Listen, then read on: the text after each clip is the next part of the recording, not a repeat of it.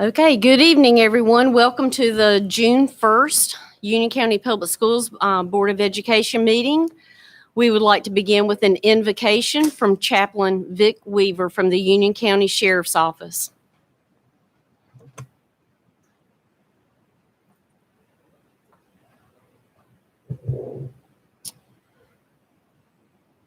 Father God, we come to you tonight in the name that is above every name, and that is the name of Jesus Christ. And we thank you for what you have done for us, what you have given us, the grace, and that you have let us live in a free country.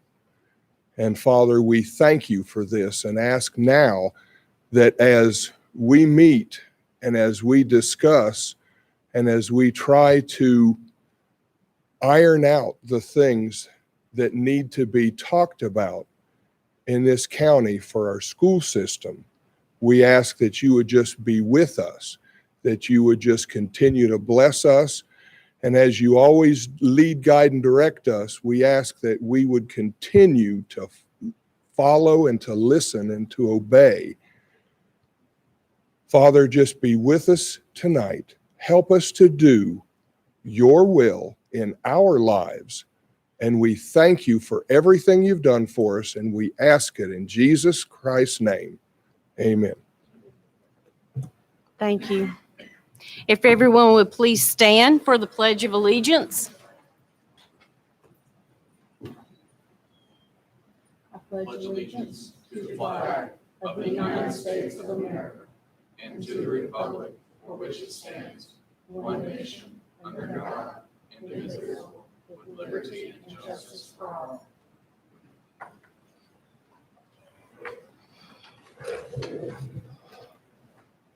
I need approval of the agenda.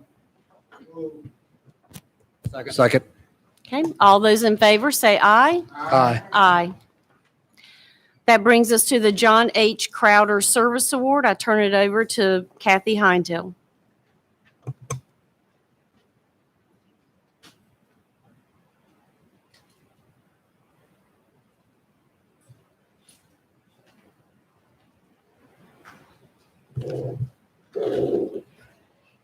Good evening.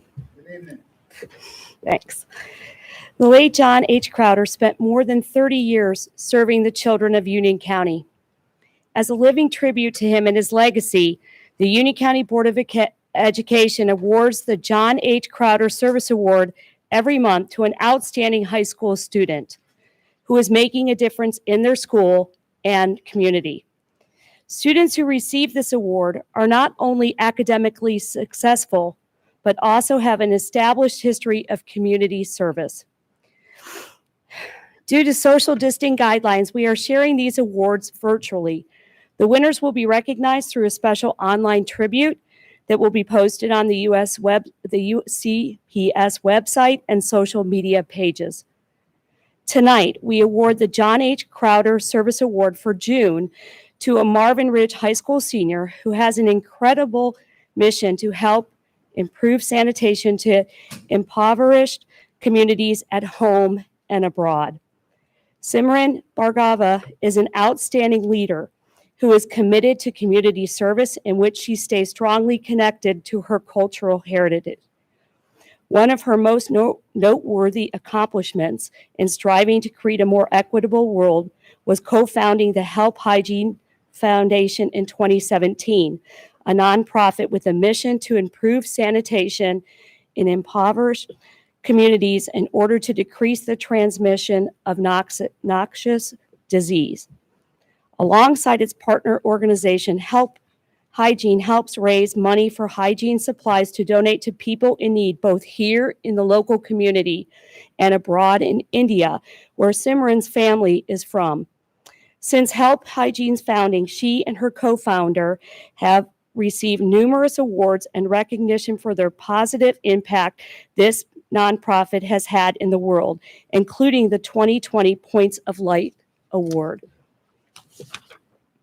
Simran's passion for community service and giving back to her community is also evident within her school community. In 2019, she started the school's first environmental Activist Club, inspired by taking AP Environmental Science. To encourage the school to participate in environmental cleanup projects during her time at Marvin Ridge High School, she also volunteered with HOSA and the Live Beyond Foundation, a local nonprofit with a mission to help communities get access to bone marrow and cord blood for threatening diseases. Simran's plan to attend the University of Illinois at Urbana-Champaign next year. Board members, please join me in congratulating Simran Bhargava as the June 2021 recipient of the John H. Crowder Service Award.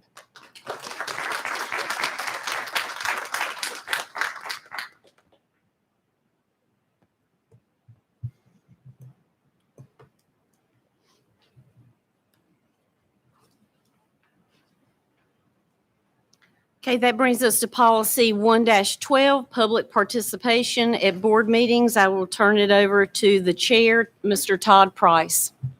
Madam Chair, we bring this policy to you this evening, and we ask that it be fast-tracked. It passed the policy committee 3-1. We ask that it be fast-tracked tonight and made effective tonight.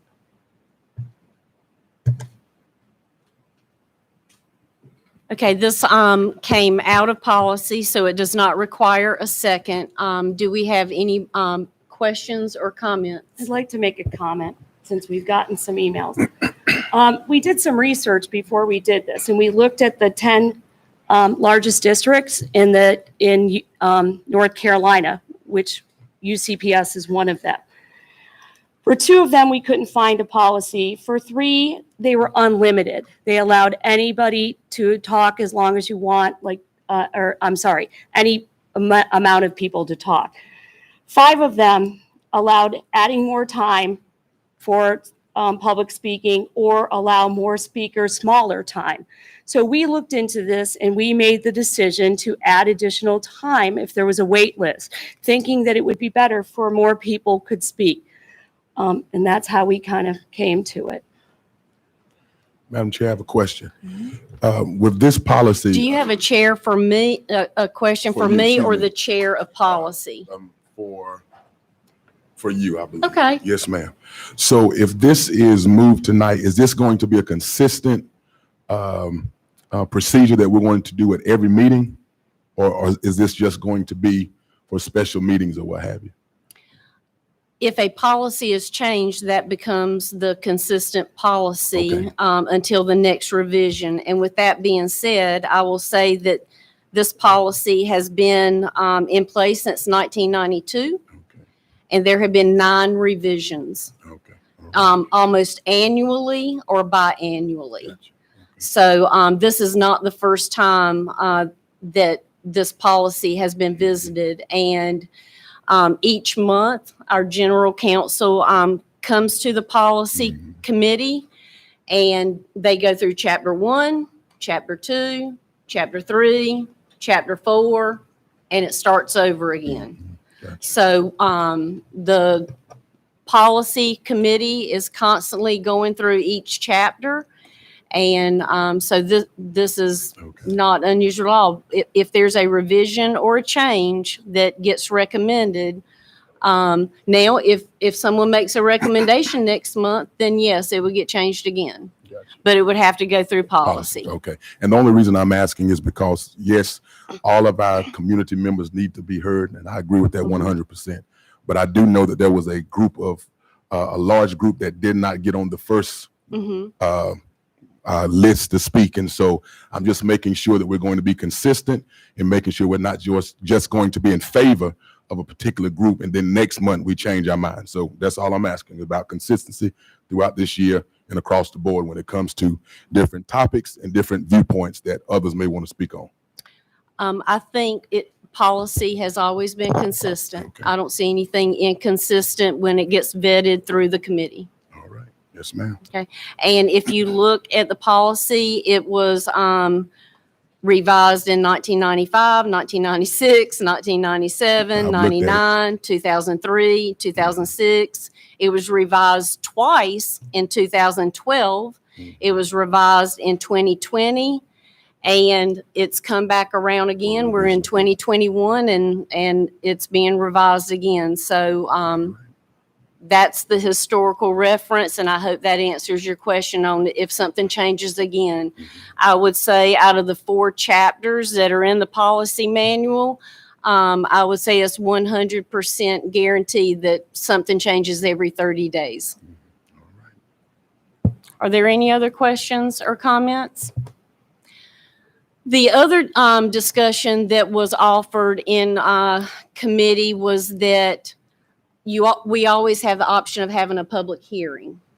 So, just board members always be aware that if we can't fit in all of the comments at a regularly scheduled meeting, we always have the opportunity of holding a public hearing where everyone can come and speak. So I don't know if that's the pleasure of the board, but please know that that is also an option. In the past, a public hearing at like one topic at it, correct? Right.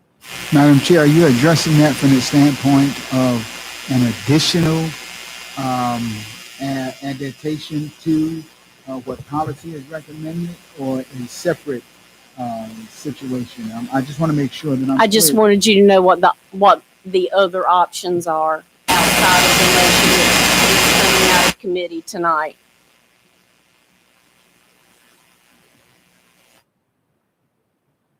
Any other questions? Okay, again, this comes out of policy. It does not require a second. If there are no further questions, all those in favor say aye. Aye. Aye. All those opposed say nay. Okay.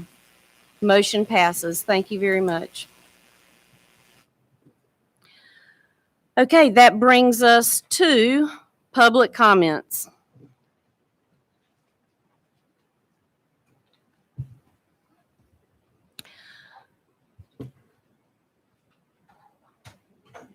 "30 minutes has been allotted for public comments.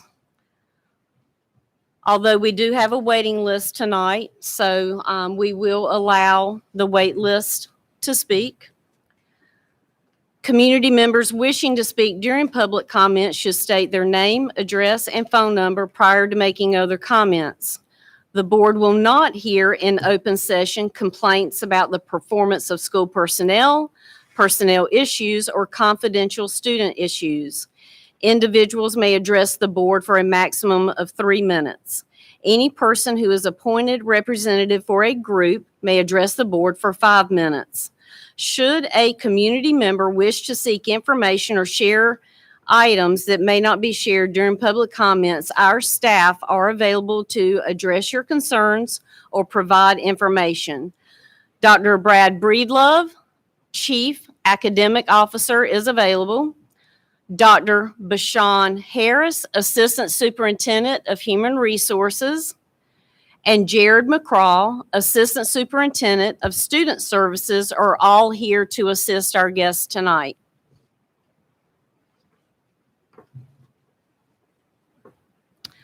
The first person signed up is Kendra Everett.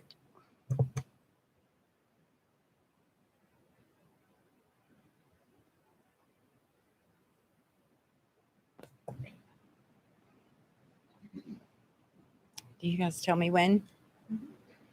Okay. Hello. My name is Kendra Everett, and I live on, do you just state the county, or do you need the street address? I have the address. Oh, okay. Do we have to? Whether you live in Union County. Okay, I live in Union County, actually Monroe. I'm just here today. This is definitely out of my character, but I'm just here today because I felt led to come, because I have 3 children of my own, and I have a grandchild that is 9 months. And, I can't say all that I want to say, but I'm here today because I think it's very important that there's enough evidence out here with our curriculum. I won't even say it the way everybody wants to word it nowadays. Our curriculum in itself, and these mandates that have gone on long enough. I can't even believe that we are here even having this discussion. I really can't. To be alive as a human being on this earth that God gave us, I cannot believe that we are here fighting for our children's health and our children's education, just to have peace. Because you know what? If we rip everything out of it, politics, when it comes to earth, it don't matter what color you are. If you live here in Monroe, if you live in Charlotte, if you live in Atlanta, somebody is going to be there for you. And it don't mean it's going to be the same color. It doesn't mean it's going to be anybody. You come together as who's on the inside. And this curriculum that we are cramming down our children's throat. And you can sit here, some of you, and you can act like you don't know what I'm talking about. There's some of you that do, some of you don't. I don't know what you believe, but I know what's being taught in my kids' school because I sat home this year and I got to see it for myself. I got to see things that were pushed on his computer by his teacher that I cried about. I cried because I couldn't believe his teacher was pushing these things in my kids' school. I think that children should learn what are basic. I think children should, everything outside of what is learning in general and what is supposed to be taught to these kids should be eliminated today. There shouldn't be no question of what curriculum do we need to be teaching our kids. It's common sense. As far as these masks and these mandates, we've been proven so much. There's so much crap behind this stuff, and our kids are paying the price for it, not only in their health, but their minds. This is damage that is not going to be able to be reversed. There's people's lives that's been lost. There's people that are living in fear that won't even live life the rest of their life they have because they're living in fear. They go, you're told one thing, you told this, but when there's enough and you have some this way and some this way and there's been enough evidence to remove it, enough is enough. We can't keep playing guinea pigs with our children. They've already screwed their minds up long enough. They need to get back to normal. They need what it takes to get them back to normal. If that means taking these masks off, if it means put them back in school and leaving politics out of it. These children deserve the right. We're not God. I'm not even God to my children. That's his job. Whether you believe in him or don't, that's my beliefs. And that is why we're here today. And for us to play God with our children's health and their curriculum is not our place. It is not our place. It's just sad. Today is a day that I think a lot of people need to just step up and say, okay, enough is enough. It's your children, it's my children, it's our grandchildren that have to continue to live in this. And it's not going to get better until we do something about it. And I know we might not be able to come up with the answer today, but we know what the answer is. Whatever it takes as a community, everybody, you, I don't know, even the people that are here not for me, I'm not against anybody here. I'm here for their children. I'm here for my children to have what is right for the kids, for our families, not to do anything but to heal. And that's the only way it's going to happen. Thank you very much. Okay, our next speaker is Stacy Staggs, and I want to bring everyone's attention. We have a new system tonight. The timer is in front of us, which is new. That's okay. And so we normally have a beep when the 3 minutes that are up. So if Stacy Staggs is here, you'll have 3 minutes. Do you need me to say my address since you already have it, or can I just say I'm from Union County? Are you Stacy Staggs? I'm speaking on behalf of Stacy. You're not allowed to. That's not. We had approval from Donna Malarkey prior to this. Are you Lori Carter? That violates policy. I'm sorry. Am I who? No, I'm not. I've already been given approval to speak. We've already Our gotten general confirmation. counsel is confirming that's a violation of policy. You have to be Stacy Staggs of Abernathy Road in Charlotte. Well, And so if you're not Stacy Staggs, you can't speak. You can't speak in for someone else. What about the approval from Donna? yeah, what was the point of the approval if I'm not permitted to speak on behalf of somebody? Donna is not a board member. Donna, do you have this individual's name in place of Stacy Stagg? Okay, I'm just waiting on the email. So Donna, did verification. you approve someone to speak on behalf of Stacy Staggs? Yes. We have emailed. Yeah, we have an email clarification from Donna. That's the only reason I'm stepping in. She had a medical emergency with her children. It's a I'm just violation relaying of her policy. I'm speech. so sorry. Well, we just violated the time for the first speaker. Yeah, and yeah, so The only person that signed up to speak in the second slot is Stacy Staggs. The next person is Lori Yes. Carter, if she is available. I'm Stacy Staggs. No, you're not. I'm not Ma'am. being permitted to speak right now You're because not, we were Stacy. given correct Did you information. sign up? Are you on the wait list? I am. What is your name? Stacy Staggs. No, you're not Stacy Staggs. We all know who Stacy Staggs is. You're not Ma'am. Stacy Staggs. Ma'am, Yeah, Donna, to do you leave. You have have to the leave. emails that you can support here? ma'am, you have to leave. Okay, so we're comfortable violating all of the other bylaws, but when it fits your agenda, it's good. Good to know. May 10th is the email. If you would forward those emails to the board, we can definitely take a look at that. We'll take a look at that. But Mrs. Malarkey is an administrative assistant. The board did not approve. If you read our policy, Mrs. Morris, would you like to? This is our general counsel, and this is policy 1-12. From Donna, I will ask a friend to read my comments and forward the logistics to them, so that person will be in person for the 6-1 meeting. Donna, perfect! Exclamation. Policy 1-12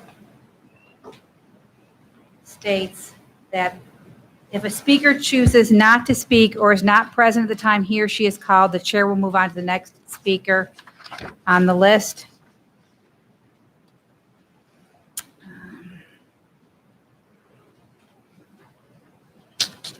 Sorry. The individual listed on the sign-up sheet must be the individual addressing the Board of Education. Speakers may not give their time to another speaker or trade their time slot with another speaker. That's board policy.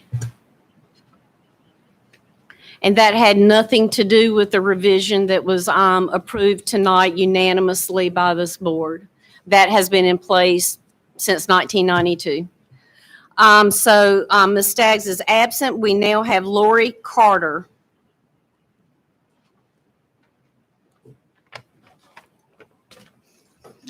Thank you for the opportunity to speak tonight. My name is Lori Carter, and I'm a Lancaster, South Carolina resident. My pronouns are she, her, and hers.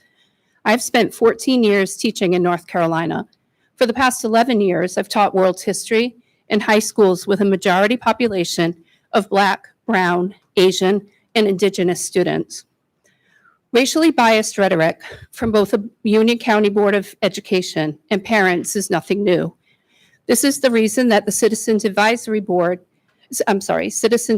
Committee for Diversity was formed a year ago. Recently, I have read disturbing comments from Union County parents on social media.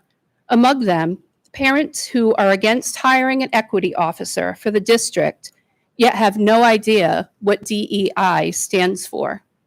It stands for diversity, equity, and inclusion.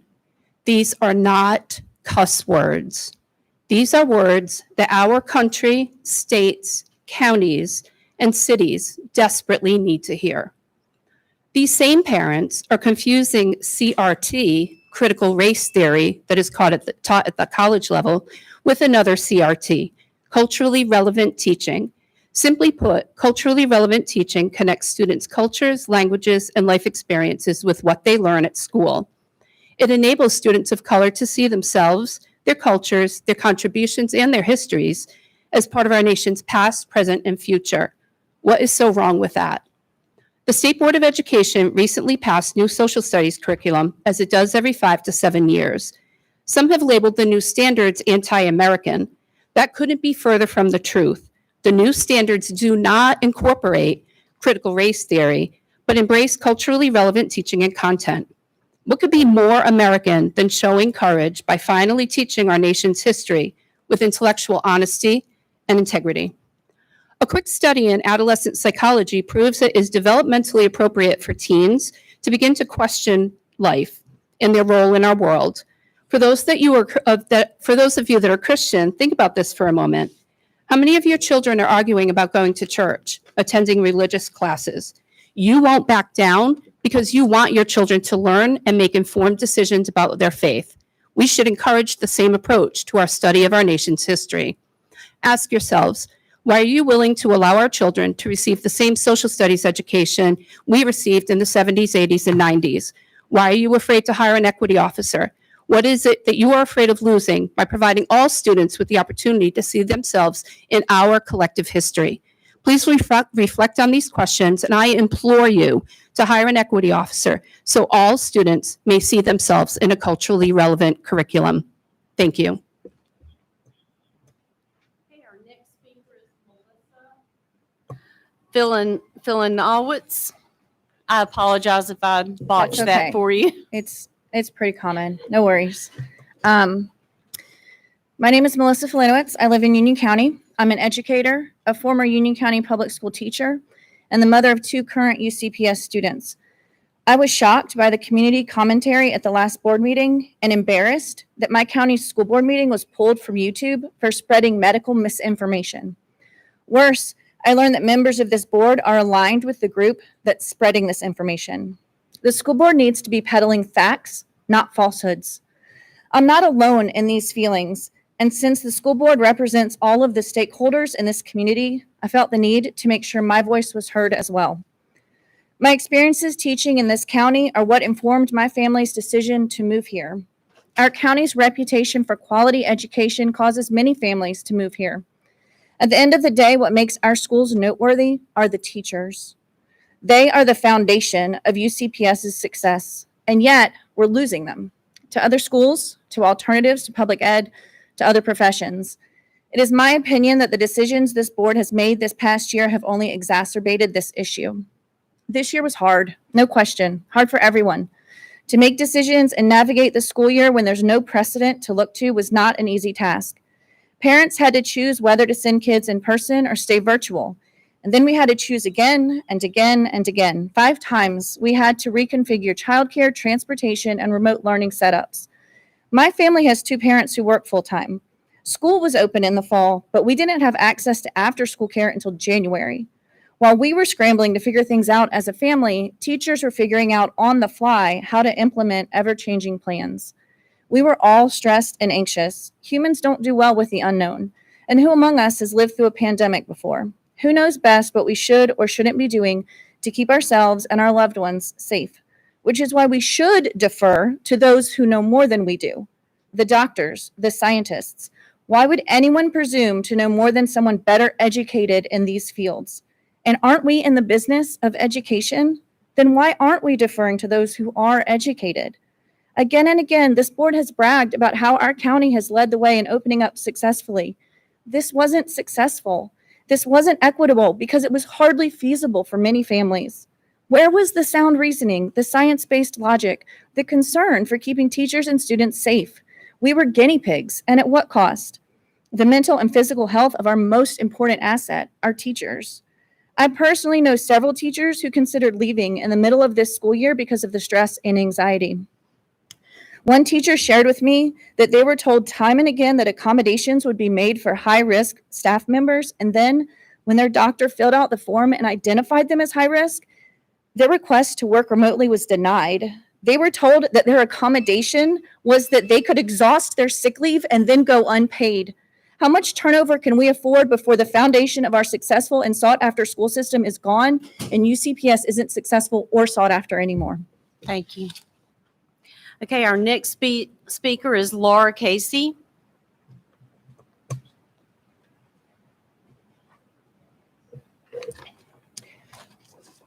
Laura Casey, she, they, from Waxhaw. Ronald Reagan said, "America is a shining city upon a hill whose beacon light guides freedom-loving people everywhere." When asked to describe this city some years later, he said, "I've spoken of the shining city all my political life. In my mind, it was a tall, proud city built on rocks stronger than oceans, wind-swept, God-blessed, and teeming with people of all kinds, living in harmony and peace. A city with free ports that hummed with commerce and creativity. And if there had to be city walls, the walls had doors, and the doors would stand open with anyone with the will and heart to get here. That's how I saw it, and I see it still." See, there is power in this imagery because it is a visceral example of the greatness of America, our ideals at work. And what strikes me so deeply is how this idealistic portrayal of a great America is diversity, equity, and inclusion in action. Make no mistake, America is great, and we have the opportunity to realize this shining city for ourselves and for our children, to encourage all of our students to carry the American torch of liberty forward. When our forefathers gathered together in 1776, their actions amounted to treason, and yet they formed what became the cornerstone of American greatness. We, the people, all are equal, inalienable rights. The greatness of America lies not in the signing of that document, but in the American people reaffirming these values time and time again throughout our history. You see, DEI is the cornerstone of American ideals. We're a melting pot of cultures, bringing together unique perspectives and ideas to formulate this unique brand of American ingenuity and exceptionalism that we celebrate daily, diversity in action. We, the people, form this union with a government that speaks not for us, but because of us. A government by the people and for the people, where all are given a voice and the ability to use it. Is that not inclusion in action? And have we not raised up those who have fought for equity? Lincoln, for preserving a union that recognized all people and all ideas. Roosevelt, for wishing to better his common man and all Americans. JFK, who argued for civil rights. Abolitionists, suffragettes, civil rights leaders. The story of America is the story of a people who have fought to reaffirm that all are created equal and are endowed by their creator with certain unalienable rights. DEI is not a series of meaningless letters. They are the history of America. Diversity, equity, and inclusion are American values in action. And when I hear people wishing to fight against the state's DEI curriculum in our schools, I do not hear people protecting me from division or from fear. I hear a cancel culture that is being weaponized to erase the very fabric of what makes America great. We cannot allow the things that we like in our schools and censor the things that make us uncomfortable. For if we cancel the things we don't like, we stand on very murky ground when someone comes to cancel the things that we support. Censorship has no place in our education system. I will not stand with cancel culture seeking to obliterate American values, and I would hope you won't either. Thank you. Our next speaker is Quinn Hargett.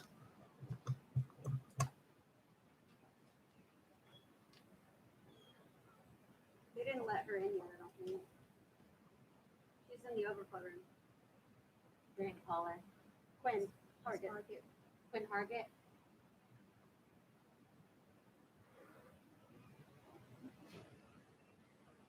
Is Justine Libby? Me? Okay, we'll come back to Quinn. Oh, here she is. Do you want to hear from Quinn first? Great. Come on, Quinn.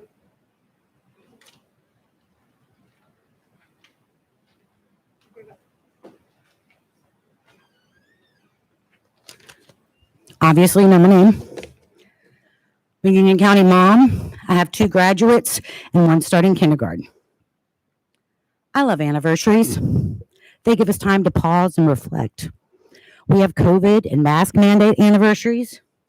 We have virtual school and committee anniversaries. Let us not forget the upcoming anniversary of the truth mirror that the school board faced when a member resigned. While I celebrate the resulting Citizens Advisory Committee for Diversity, I am not celebrating this board's current actions or future plans.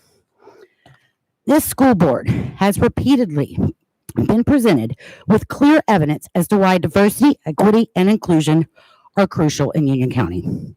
Students have told you they need a place to be heard other than Instagram. You spent taxpayer dollars to help you recognize the value of DE&I. Anti-racism is not a contractual obligation with an expiration date. The CAC on diversity has concluded. As stated in last month's board meeting, the outcome is as follows. Over the next 24 to 36 months, the board is going to look at process improvement and change management in order to release a communication plan.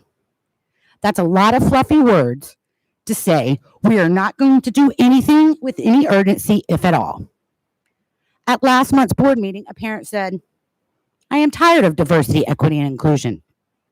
No more diversity talk. Quality over diversity. Members of the board, these are racist statements. These statements are proof that education around race is essential. Of course, the board's not responsible with what someone might say, are they? The board is responsible for their endorsement of these statements. As soon as the diversity committee wrapped up, the leadership of this school board joined a partisan group, Moms for Liberty. Since this partnership, multiple members have spoken here against diversity. Involvement by the board endorsing and facilitating these anti-diversity crusades is vile and corrupt. I ask you tonight, was the diversity committee a joke? Melissa Merrill, when they look to you for answers, are you leading them or Union County Public Schools? This group has tried to sabotage a 26-year educator based on the color of her skin. Having a school board member witness this and remain complicit is not okay. The actions by the board chair do not support and serve our diverse students and staff.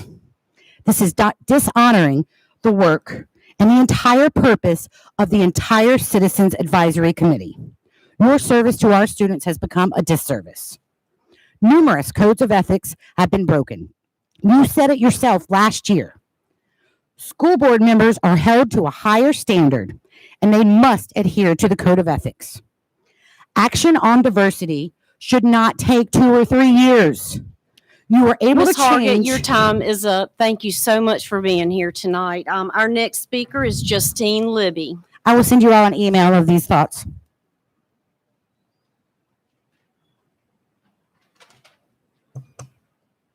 My name is Justine Libby. I'm a Union County resident, UCPS parent. My pronouns are she and her. I moved to Union County in July 2019. I was drawn here specifically for the school system. Unfortunately, the reputation that has been well earned by the teachers, staff, administrators, and parent volunteers has been spoiled by this school board's response to the COVID-19 pandemic and stances taken on social media on diversity, equity, and inclusion. While other counties were following the scientific data last year, Union County's board chose to follow partisan and false talking points. Clusters of COVID-19 cases were traced back to gatherings held around graduations because this board decided to challenge the governor and hold in-person graduations. The new school year started, and the board again chose to ignore science and instead allow for in-person learning. While other schools in the area were fully remote, Union County opened its doors and made remote learning the exception, if not impossible.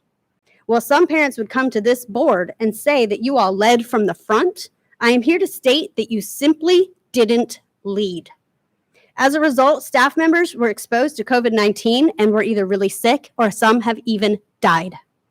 Over the past year, I have emailed each one of you with various concerns. This board's response rate has been abysmal. Todd, I've emailed you 6 times with only 1 response. Jimmy, 3 times, 1 response. Kathy, 4 times, just 1 response. Melissa, our chair, I emailed you at least 6 times, had 1 response and 1 follow-up. Gary, I emailed you as often as I did everybody else, and you actually responded. Quite personably. Matt, Sarah, Joe, I have reached out to you 5 times over the past school year with no response to date, except for 1 from Joseph.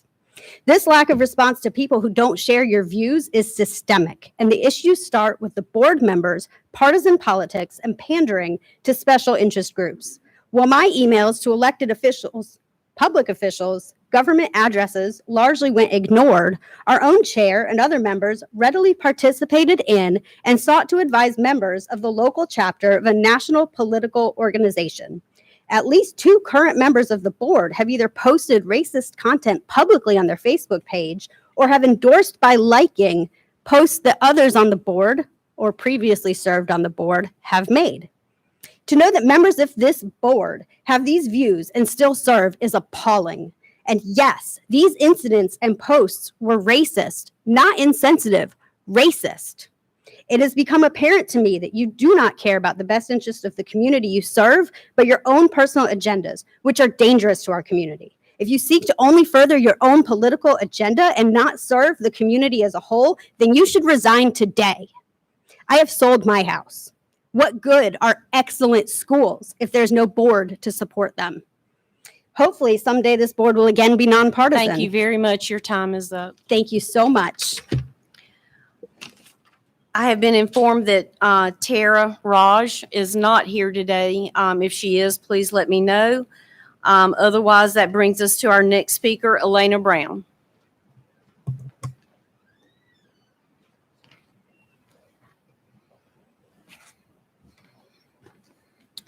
Good evening. My name is Elena Brown, and I am the Union County parent and teacher.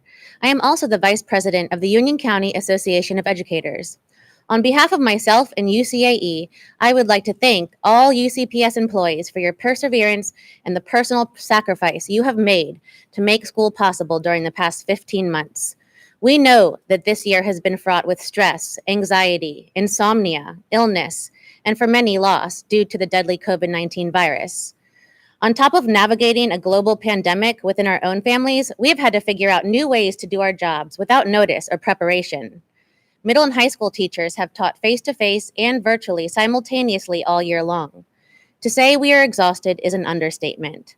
Teachers, teacher assistants, and support staff, you make all the difference, and your students and their families. And without you, there is no school. Our educators are at the very heart of Team UCPS's mission to prepare all students to succeed. Our goals in UCPS are to ensure that all students are equipped to succeed in college, career, and life. Our dedication to offering quality instruction for all children starts and ends with educators by offering a safe environment where all cultures, races, religions, sexual orientations, and worldviews are celebrated. Diversity helps us to understand ourselves better. Diversity is what prepares all students to succeed. Our population is also diverse, and it is part of an educator's job description and licensure requirements to adapt our teaching to their needs. Teaching topics from multiple viewpoints gives students a chance to see the world through multiple lenses, and is in fact a requirement of our curriculum as decided by the state. Diversity is not a dirty word. It is what makes our classroom special and what makes the world interesting. Unfortunately, there are some people who disagree and are part of political groups with agendas in public education. They accuse schools of pushing something called CRT, or critical race theory, in classrooms, which is simply untrue. Most teachers couldn't even tell you what CRT stands for. It is a college-level theory that is certainly not being taught in UCPS. This is a non-issue being blown out of proportion by people who are resistant to anything that doesn't align with their own worldviews.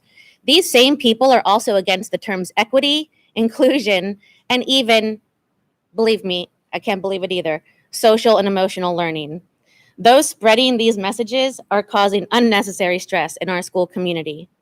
I respect community members gathering in support of their beliefs. However, there appears to be a lot of misinformation being spread by some of these groups, and it has been reported that some of our board members are also a part of them, which represents a clear conflict of interest. There is no room for partisan behavior on a public school board. Many in our community are shocked and disappointed when they learn that our school board switched from nonpartisan to partisan a few years back.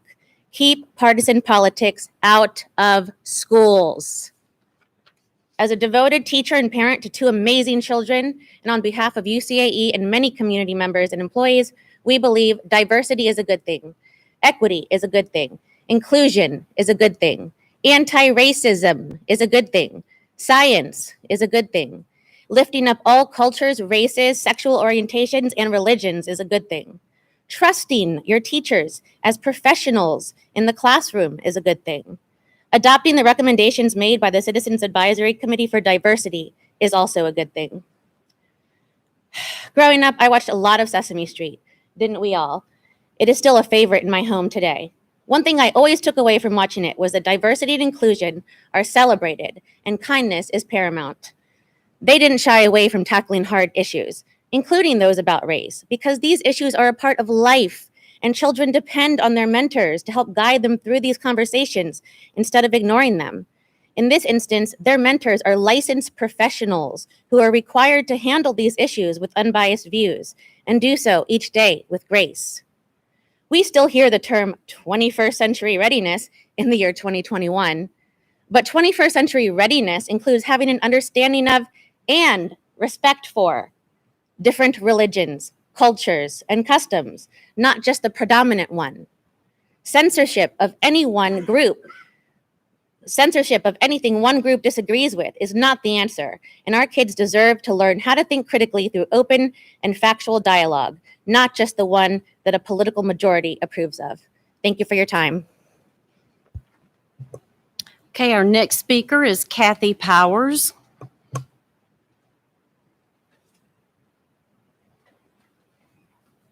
I'm Kathy Powers, resident of Union County. Thank you for giving me the opportunity to speak tonight. I am mother to Eric Powers, age 9, and Justin Powers, age 7. My family and I recently relocated to North Carolina from what some people call the great state of New York, although I have a different name for it. Back in 2019, my husband and I were put in the difficult position of pulling our boys out of school due to the repeal of their religious exemption for vaccination in New York. As angry as it made us and still makes us, our boys were resilient and kind of understood what happened. In the beginning, they thought it was fun. Hey, no school. But as time went on, the fun fizzled for all of us. And Eric told my husband and me that he wanted to go back to school. Within 24 hours, we had a realtor at the house. And after leaving everything and everyone we have ever known behind in search of freedom, here we are today. I thought my kids had lost it all back in 2019, and here we are again in 2021 trying to fight for freedom, but this time it's a basic God-given necessity that is being taken away from them: oxygen. I never thought there would be a debate on breathing fresh air. And for the record, let me state that I am not a doctor. I do have a degree in biology, but I don't think I need credentials for common sense discussions. When you take deep breaths of fresh air, your body exchanges incoming oxygen with outgoing carbon dioxide. The process can lower stress, increase calm, stabilize blood pressure, improve immunity, and improve concentration. The dangers of inhaling too much carbon dioxide include headaches, dizziness, double vision, inability to concentrate, seizures, or suffocation. And of course, not enough oxygen, as we all know, can cause organ damage, confusion, dizziness, headaches, and shortness of breath. Sounds like COVID, doesn't it? I am also very tired of the burden of proof being on the persons who go against the grain, so to say. So now I ask the following questions and ask that the answers be proven to me. Are the school board and agencies that are implementing masks conducting independent safety measures on the long-term use of masks on children? And if no, why not? Are the school boards and agencies independently looking into the safety of the actual masks that the children are wearing in school? If no, why not? Are the school boards and agencies conducting independent studies on the psychological effects that wearing masks have on children? If not, why not? It is my firm belief that anything that goes into or onto my body or the bodies of my children should never be mandatory. I am asking for the same thing today that I asked for back in 2019, the freedom of choice. To those parents who wish to mask their children, I will not step in their way. I ask the same consideration for my children and for the children whose parents wish to allow them to breathe freely. I understand that this may be out of your jurisdiction as you enforce what comes down from above, but let me ask one final question.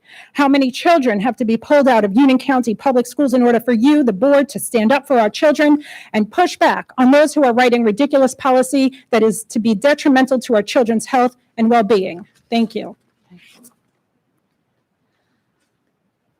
Okay, that brings us to our wait list tonight. The next speaker is Amanda Early.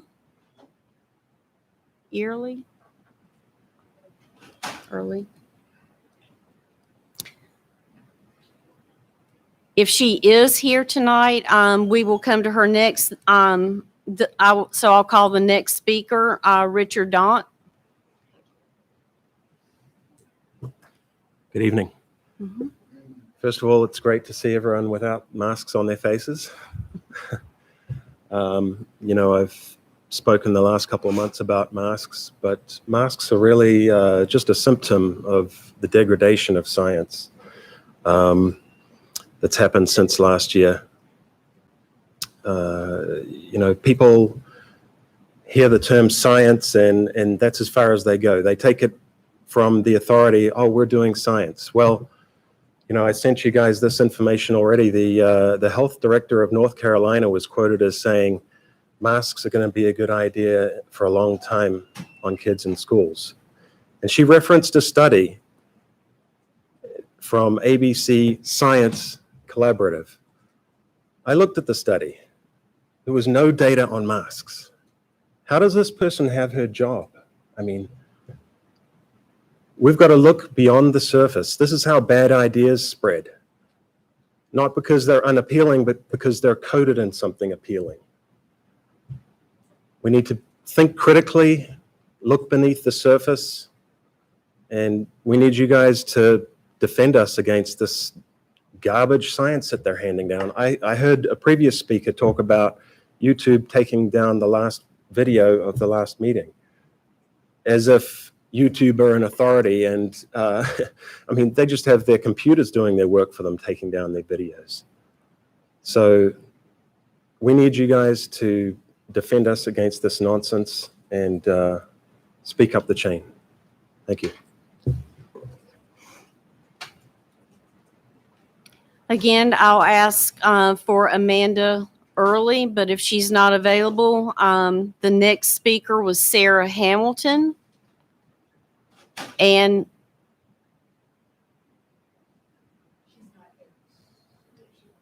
okay, so then we'll move to Deb Helms.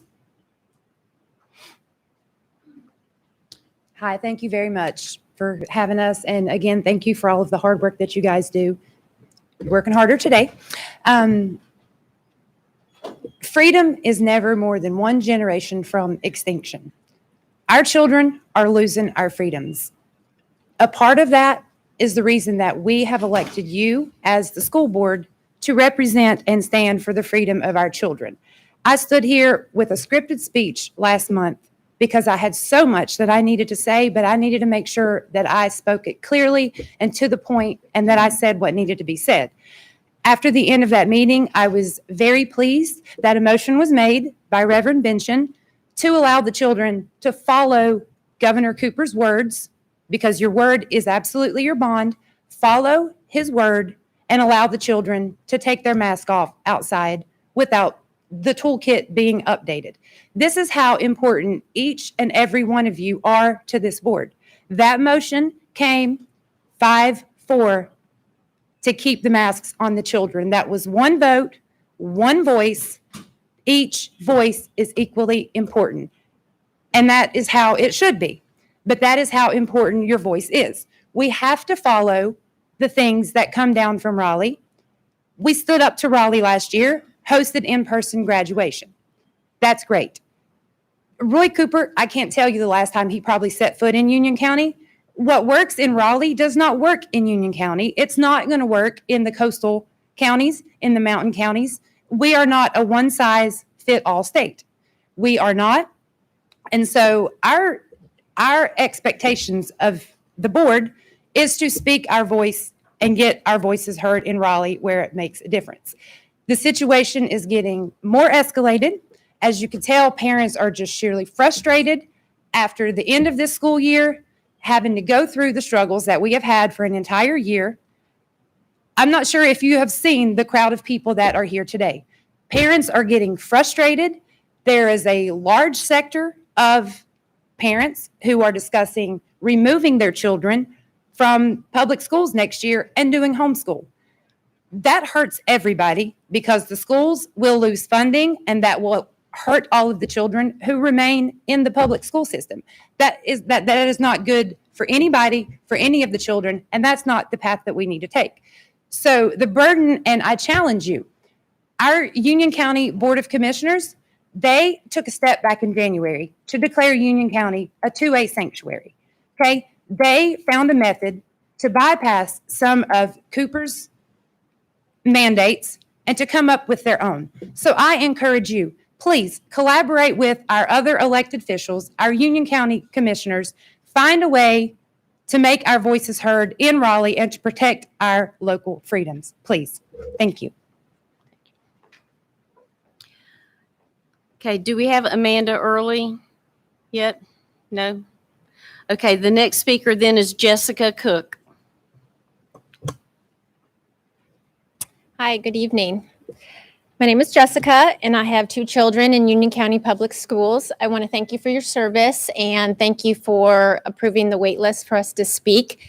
To give you a little perspective, I actually was at the beach since Saturday with my family, extended family group of 9. And I actually drove back by myself today, 3 hours, so that I could speak to you for 3 minutes and not knowing if I was even going to get that 3 minutes. So that's how important it is to me. So thank you. So let me just get to the point. I'd like to address 2 issues. The first one is vaccines for our children. I'm asking you to support a motion to not require masks or the COVID-19 vaccine as a requirement in attending school. I have grave concerns about the safety profile, specifically in regards to data I have seen where vaccine particles were hugely sequestered in the ovaries. I have 2 girls, and I'm not willing to put a medicine in their body for a virus that has a 99% survival rate that could impact their ability to have children. Let me be clear. I or they should not have to choose between potentially becoming sterile and getting an education. Now, your rebuttal may be, we don't need to support that motion tonight because it's not currently required. Well, that may be true today, but make no mistake about it. It's highly possible and very probable that it will. The mask mandate on our children set the precedent for that. The second issue is the teaching of critical race theory and the discussion of adding an equity officer. I'm also asking you to make a motion that no matter what the State Board of Education passed this past February, that Union County schools will not implement the new social studies standards that have elements of critical race theory in it. It's a Marxist ideology, and we all know it. And adding an equity officer is just another leg of that. Please do not punt this ball and just rely on the fact that the North Carolina House passed Bill 324. Critical race theory is already in play. Teachers will soon be attending workshops, receiving curriculum on it. It's in computer programs like BrainPop and YouTube Kids already. And to the pastors here, I want to ask you, where do you stand on critical race theory? Because we as Christians understand that we're given race as a beautiful thing to show God's glory. That's why we all look different, act different, and have different cultures. God's handiwork is displayed in our differences. Even science has confirmed that identical twins who are born from one zygote are unique individuals. So please, I'm just asking you, take a stand tonight and protect our children from both the dangers of teaching critical race theory and for implementing vaccines. Thank you. The next speaker is Brian Helms. Hey, good evening. My name is Brian Helms. I live in Union County. Thanks for allowing me to speak tonight. Before I begin, I'd like to thank Reverend Benson for his motion at the last meeting, as well as all who voted in favor of unmasking our kids outdoors. Your efforts are truly appreciated. On May 13th, the CDC updated its guidance regarding masks or face coverings for the general public. This no doubt forced the hand of our governor to follow suit on May 14th, as he lifted many mask mandates in our state. Although this was heralded as a return to normal by many, because masks will still be required in schools, per the toolkit, it also signifies a double standard for children. So let me ask, why the double standard? Why can adults gather in public without masks and kids can't at school? Is it because COVID-19 can be contracted in the classroom but not on the playground? No. Although the COVID-19 virus may have been lab created, it doesn't possess intelligence to only infect folks at certain places. So what's the answer? Well, in the wake of the CDC's announcement that vaccines are available for children as young as 12, perhaps President Biden has already answered this question when he threatened, the choice is simple: get vaccinated or wear a mask until you do. Now, Granville and Orange County school districts are looking at offering vaccinations to children at school. Closer to home, a charter school in this county offered vaccinations to eligible students and the public in the midst of EOGs and field day. Vaccines for a virus that has a 99% survival rate. Are vaccines the new mask? Are school districts being incentivized by offering vaccine clinics? And what may have been the only statement from Governor Cooper that I've ever agreed with, he admitted on May 18th, it makes it difficult to say that everybody should have a mask or that they have some rule under law that only people who are unvaccinated have to wear a mask. That's just not feasible. So why are we keeping the masks on kids? Oh yeah, that's right, the toolkit. Let me be clear. Requiring our children to be masked in school or incentivizing them to receive vaccinations in order to receive the God-given ability to breathe is not only discriminatory, it's downright criminal. What are we going to do when Mandy Cohen, an unelected bureaucrat from New York, decides one day to update the toolkit to require vaccinations to attend a school? We didn't elect Mandy Cohen, we elected you. Vaccinations will not be tolerated. It is time that we stop sitting around complaining about the bozos in Raleigh and the toolkit and take action to change our circumstances. Tell Mandy Cohen, tell Governor Cooper no to masks and vaccine. Say no to revised social studies standards, also called CRT. History doesn't change because it hurts our feelings, and I will not stand for my child or any other child to be taught to feel ashamed of the color of their skin. We are not descended from fearful men. It is time for us to remember that and take a stand. Thank you. Our next speaker is Brittany Thompson Bolden.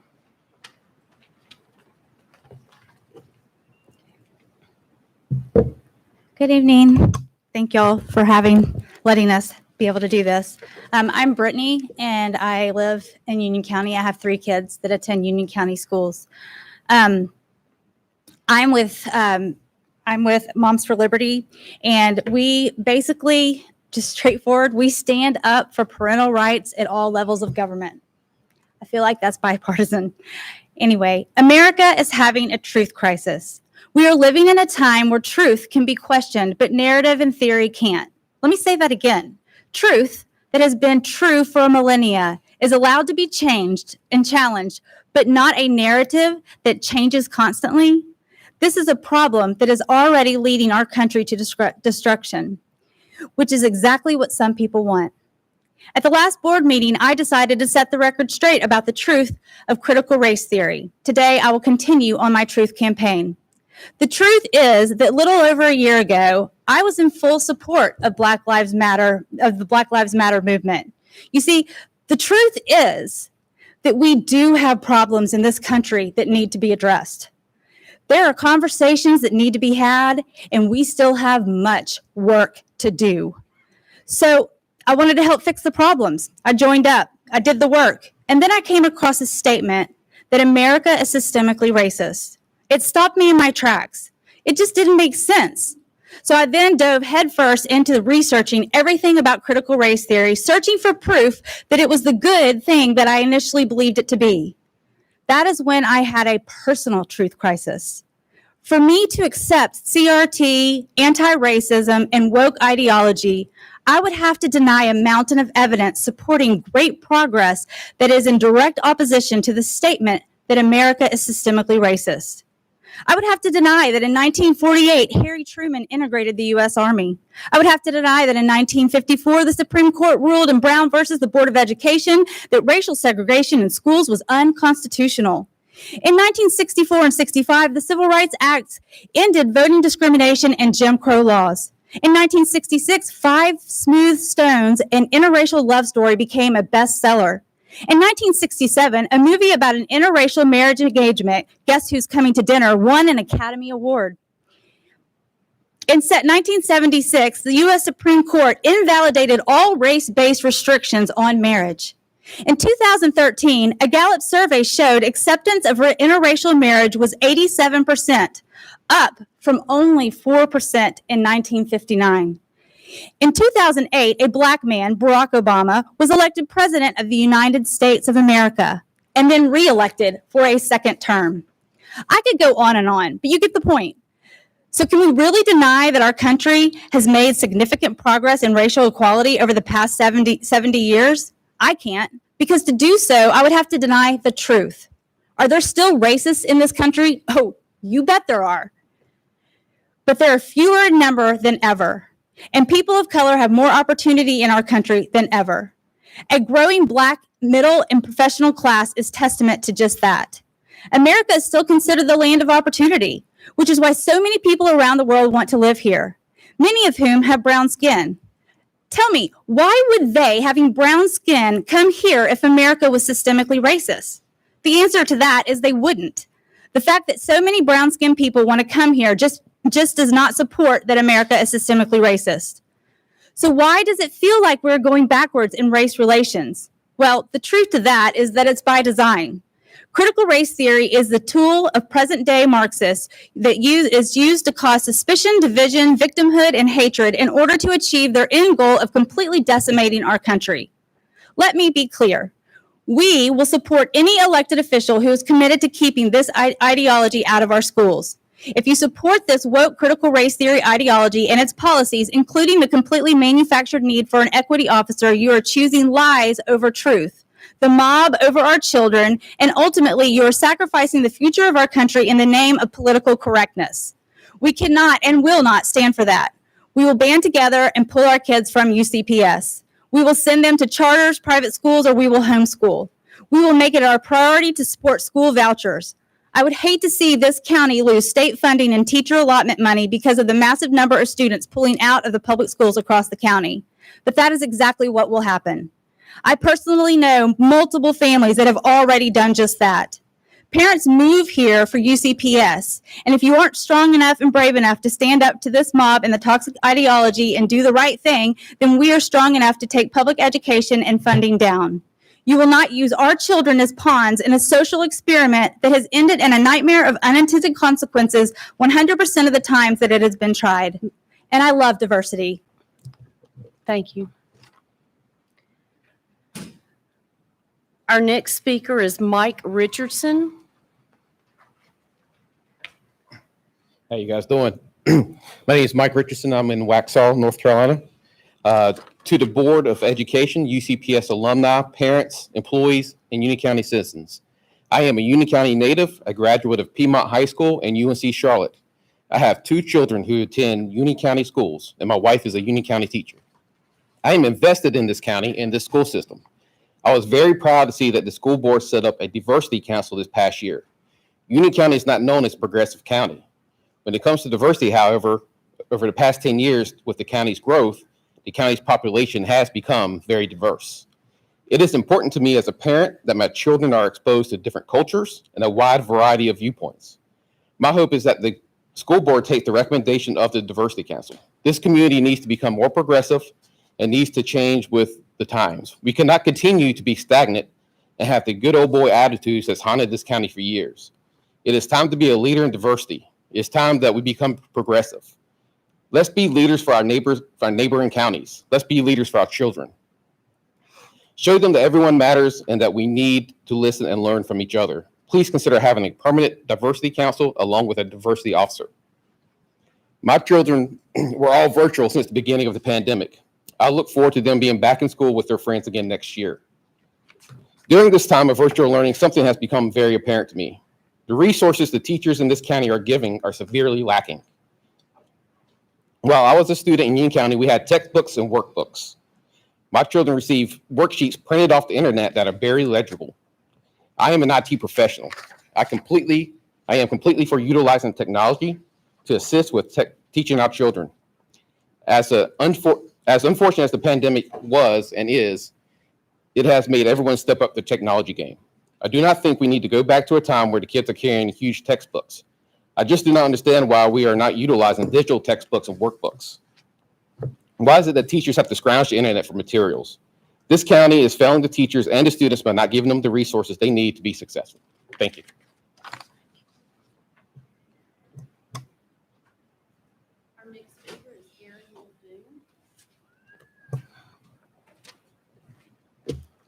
Good evening to everyone, and thank you to the distinguished board, as our elected officials, and Dr. Houlihan, our superintendent. I will begin my time with some definitions that I feel are poignant to the conversations we need to be having. Diversity, the quality or condition of having or including people from different ethnicities and social backgrounds. Inclusion, the practice or policy of including and integrating all people and groups in activities, organizations, political process, etc. Respect, to show or feel deferential regard for, treating another individual in a positive manner. Discourse, could be more elaborate, but to sum it up, it is simply a civilized discussion.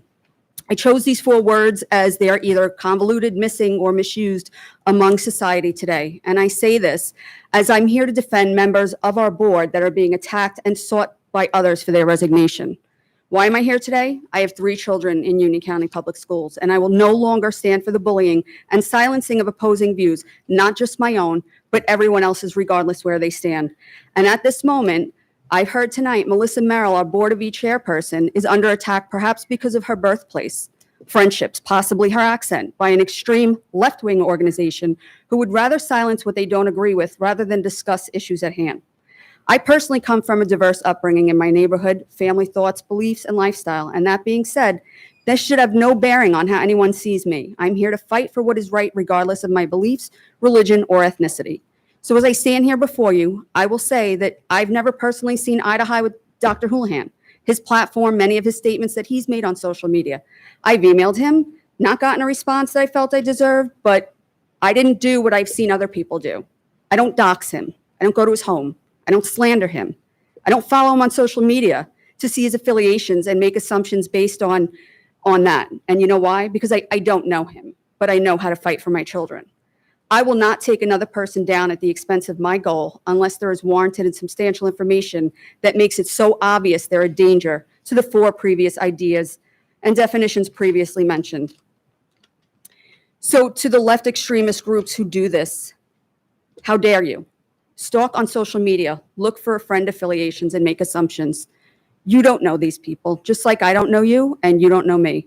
You claim to despise the very actions you take. You accuse and deflect on the very morals you say you are seeking for the system. But when you don't get your way, the answer you want to hear, when you don't get the answer you want to hear, you immediately look to attack and bully. And at the end of the day, your pushback of doxing, calling out on Facebook, Instagram, Twitter, etc., it means nothing to us. We know our rights, and we're going to seek for our children what is granted in the Constitution. We need to be mature enough to put aside feelings and actually hear what you might not want to hear and stop marching on the words of mainstream media and what is trending and popular. It's called maturity. I'm pretty sure we want to teach our children to do better than throw a tantrum, cite racism for every argument going forward. It won't serve them in the future either. So I encourage you to go home and learn to debate and find out what discourse actually means in the world. And when we're all ready to come to the table as adults and practice discourse, I believe we all can do so. Thank you. The next speaker is Fraser Casey.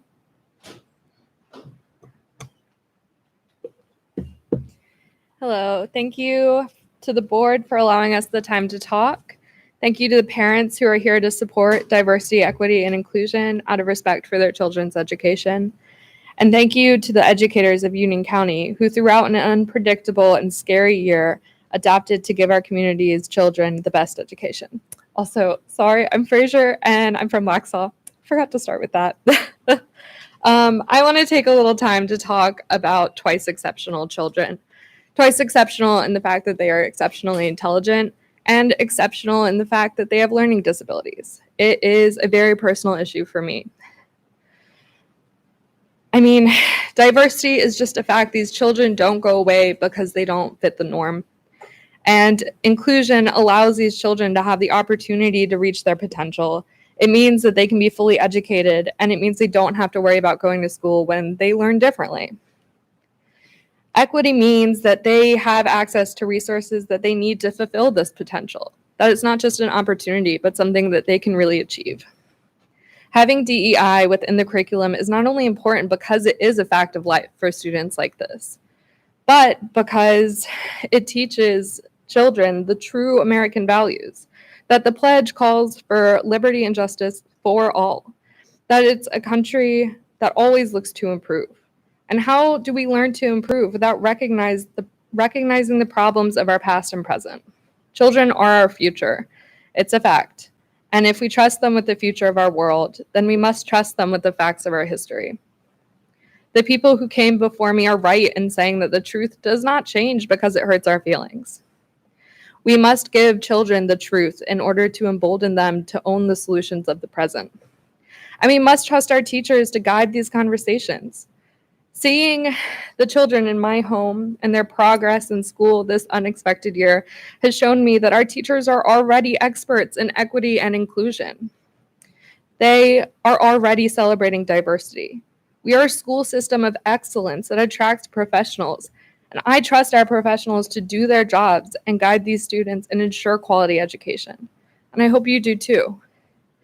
And I would also like to say that wearing a mask is not hurting people. This vaccine does not cause infertility, and CRT is not Marxism. It is irresponsible to spread that information. Thank you. Our next speaker is Alicia Preston. My name is Alicia, and I'm coming before you as a community member of Union County, a nurse, a caseworker, and most importantly, a parent. I am not a North Carolina native, and moving here 8 years ago was a complete culture shock. My culture shock was brought back to the surface at the last board meeting in May, listening to parent after parent speak against science, kindness, and basic human decency. It saddens me to realize the environment my children's peers must be growing up in is not conducive to the concept that everyone deserves the same chances in life. It disappoints me that these children are growing up with parents who cannot grasp the basic human concept that some people need more of us to lift them up than others so they can be where they need to be. It angers me that these children are being raised by parents with blinders on to the fact that, yes, not everyone has a fair chance in life, and it is your duty to turn around and give a hand to the person behind you. By getting defensive and not accepting that parts of our past have created our reality, and therefore we owe it to our children to teach them how to make it better, is irresponsible. It is weak. If you do not accept the past of this country you claim to love and be a patriot of, then you are preventing it from moving forward. I refuse to allow anyone to hold my children back from turning around and giving out their hand to the person behind them or beside them, regardless of what they look like or where they come from. I refuse to allow these so-called patriots, who in fact are the ones living in fear of reality, to be the indoctrinators. You all talk about indoctrination, yet here you are praying before board meetings and ignoring the fact that not everyone is like you or looks like you. My children believe in science because of what I do. They learn equity because of what I do. I care for people regardless of their background or the reason they are in a hospital. They recognize that some patients need more care than others, so my time is not divided equally, but it is divided equitably.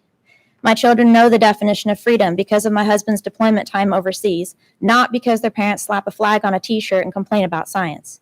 My children know reality and fairness. And it's disturbing to me that a Board of Education that is supposed to represent all children, regardless of background, know less than they do. I recognize our freedoms to have differences of opinion, but that stops when political extremism and indoctrination of the perceived status quo is attempting to weave its way into my children's curriculum. Facts are not opinions. My children will grow up knowing that diversity, equity, and inclusion are part of their lives, their schools, and their reality.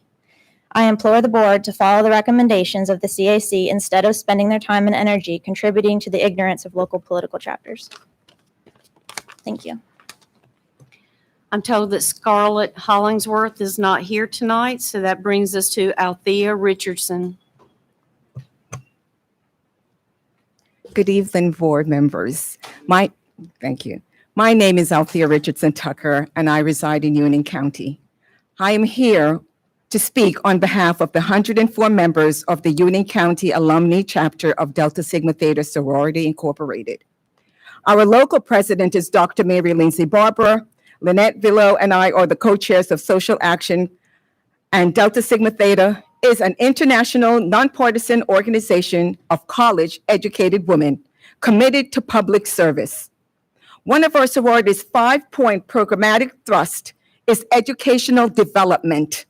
Our current national action agenda, which supports addressing educational disparities and inequalities, supports diversity, equity, and inclusion, which everyone known as DEI. We support the Union County Board of Education Citizen Advisory Council for Diversity Committee, which you, the board, implemented. The Diversity Committee is comprised of students, teachers, faith leaders, and community members with diverse racial backgrounds and experience. The Diversity Committee submitted to you recommendations to make our students, teachers, and staff address issues as well as denounce and take actions against prejudice and discrimination within our schools. It embraced equity, diversity, inclusion, training for students, educators, and staff. We are in support of the Diversity Committee recommendations, but more importantly, the hiring of a diversity inclusion officer. You heard students of color speak up about the way they were humiliated by students and teachers who are of a different race at their schools. You saw newspaper articles where teachers have devalued students due to their race. You must have a DEI officer to implement and oversee the progress of the recommendations by the Diversity Committee. Without a DEI officer, there is no insurance that the recommendations will be implemented and monitored. We want insurance that the students of color will have a learning environment where all, do you hear me? All students can be valued and educated in a supportive environment. At the May 4th Board of Education meeting, a group spoke out against critical race theory as being a Marxist. Critical race theory, a critical examination of the law as it intersects with race issues. It is about including factual information about race in our school curriculum. It is not about blaming any race, but including race in education. It's purely about learning from our accurate history. It is about being introduced to all the people that made significant contributions to our country. Board members, we implore you to do the right thing by including a DI program and, more importantly, again, a DI officer. You're saying that you as a board are committed to providing an educational environment that values and affirms all students. We are stronger together when each individual is truly free, which means equal justice for all Americans. Be the pillar of hope for our students, our county, our nation, by educating and training the next generation here in Union County to know more about their classmates and communities, so they will learn and understand that all people are created equal and should be valued. Thank you so much. Next is Mr. Nathan Haley.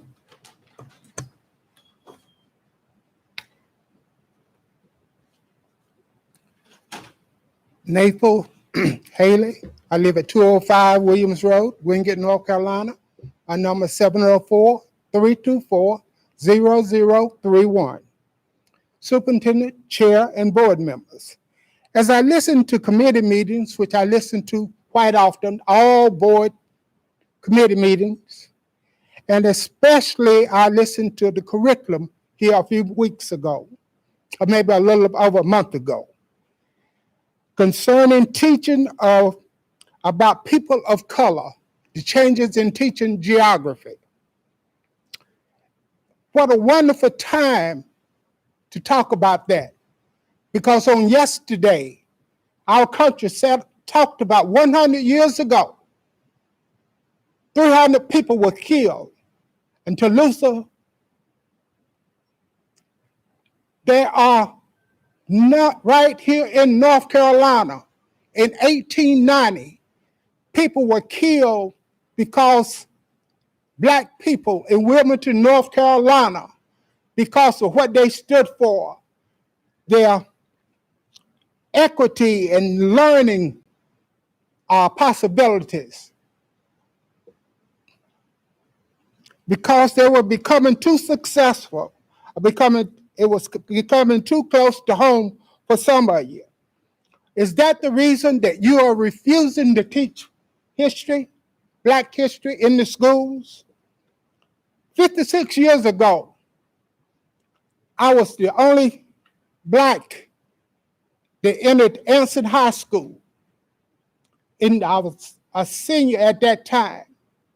And if anybody has a reason to have hate in their heart, I should. Because one Sunday morning at 3 a.m., we heard gunshots outside of my mother's window, and a 10-foot cross was burning in our yard. But I don't, because NAACP is inclusive. We include everybody. People of color is included in the NAACP. And that's why I am a part of it. A few weeks ago, I listened to the chair tell someone that they was being political. The chair is the one who has been political, because she made it impossible for an independent voter to become a member of the school board. And by that, only a declared member of a party can be elected to the Union County School Board. So That's politics. That's partisan. So thank you very much and have a good evening.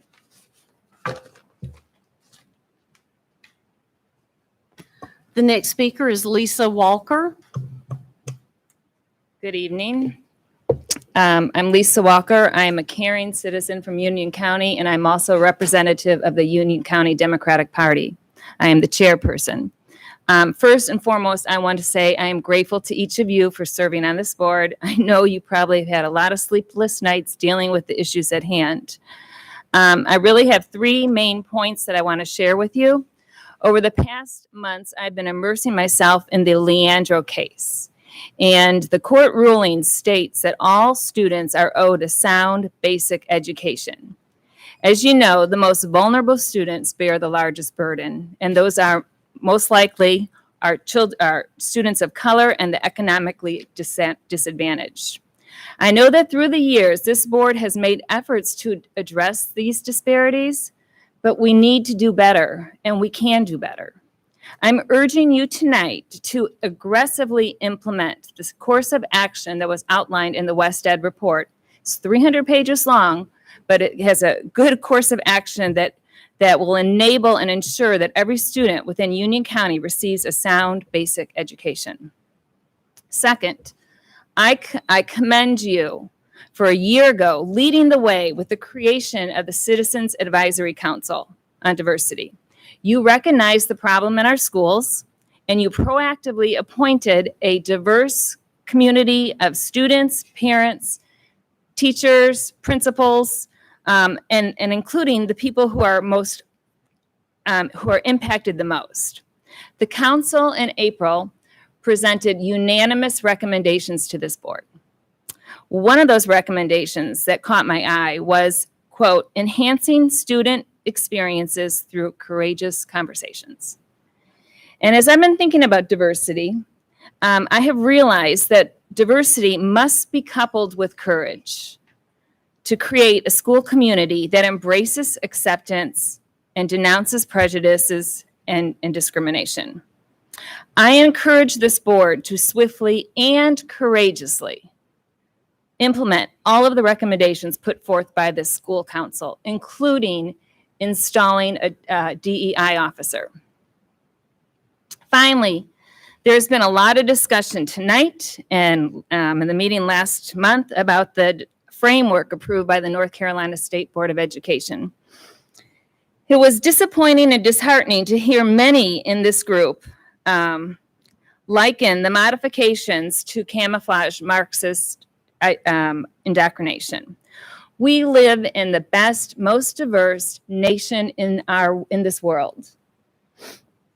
Our collective social studies standards needs to reflect that diversity. By providing a framework to study the truth of our history from multiple perspectives, including from those who are impacted the most, we foster an environment where students learn empathy, they learn hope, they learn compassion, they learn critical thinking. Ms. Walker, your Yes. time is up. I'm with an organization. Madam Chair, question for you. I was going to say, was she here as an individual? I'm here with as a representative of Union County Democratic Party. Okay, that was not marked on the sheet. Okay. Okay, apologize. please Just want to make sure continue. she got her time. Thank you. So, I mean, by implementing these standards, we foster an environment where students learn empathy, hope, compassion, and critical thinking. There is nothing anti-American about this framework. There's nothing anti-American about this framework. In fact, I argue our greatness, our courage, our significance can only be truly realized when we study and learn from the past, from all different perspectives. And I thank you for your time. I am praying for each and every one of you. I pray for courage, I pray for wisdom, and I pray that you will get a sleepless night one of these days. Thank you for your time. The next speaker is Crystal Edwards.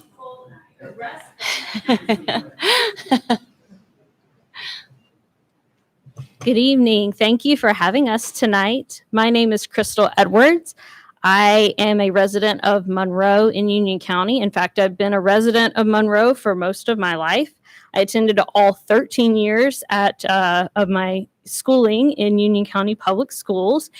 And I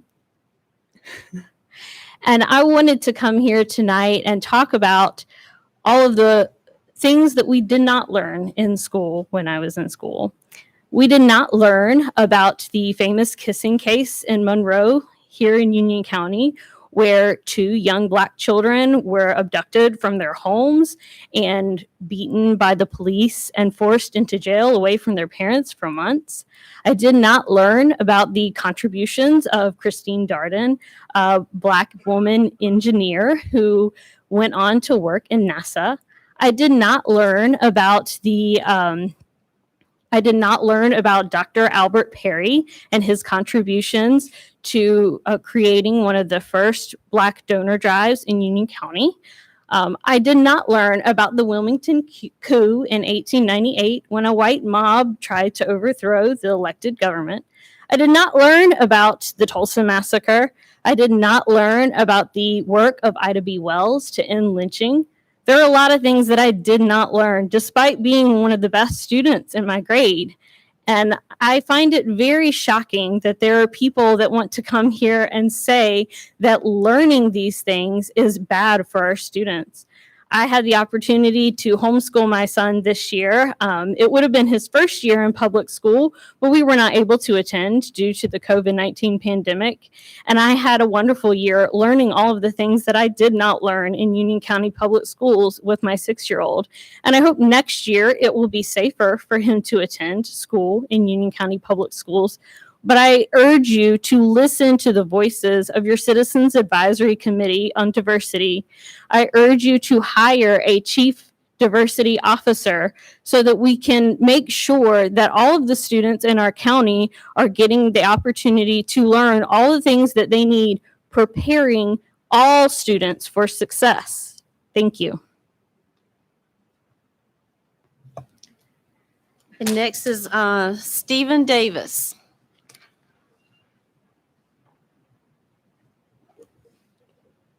My name is Stephen Davis, and I am a resident of Indian Trail. First of all, let me thank you for your time this evening. These masks, I don't like wearing these masks. It's not normal to wear these. But you know what else is not normal? For a 30-something-year-old parent to have to bury their child. That's not normal. What's not normal is for children to have to keep themselves isolated. That's not normal. But to keep them alive, that is our charge. That is our responsibility as parents, as community leaders. We are here to protect them. And taking these away from them, take away some of that protection. We can't afford to do that. Which child should we not protect? That's the question I have for you. In reference to the curriculum, Ms. Edwards spoke about the things that she did not learn in school. My question is, how were you when you first learned about the massacre in Tulsa? I was 50. Incidentally, I'm 55. At what age did you learn about the insurrection in Wilmington? I was 54. Educated in Stanley County, a neighboring county. Did you know that one of the greatest jazz artists was born here in Hamlet, North Carolina, John Coltrane? When did you first learn about the Green Book and its purpose? We're quick to say 9/11, never forget. The Jewish community will not let you forget the Holocaust. But the historical highs and lows between Black and white should be forgotten, or at least never spoken of. Information is not to make any one race feel inferior, superior, or responsible, but should be used as a cautionary tale so that future generations say never again. So that they don't look at us and ask us, Why didn't you tell me? There's no denying that America has a racist past. But hiding the truth from children opens the door for future repeat transgressions. Is that what we want? Our schools should not function as institutions of affirmation. They should function as institutions of information. And I thank you.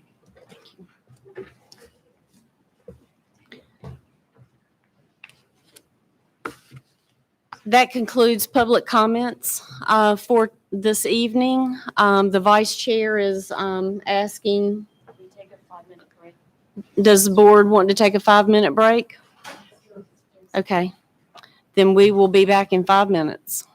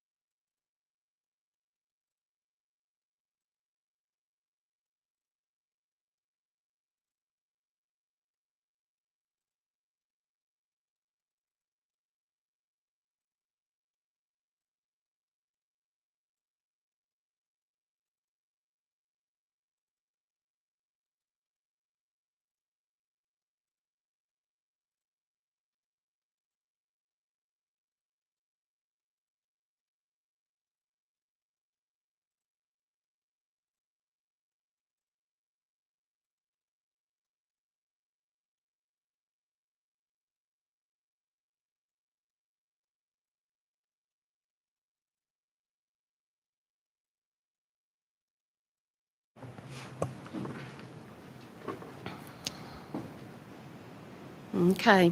Welcome back, everyone, from the 5-minute break.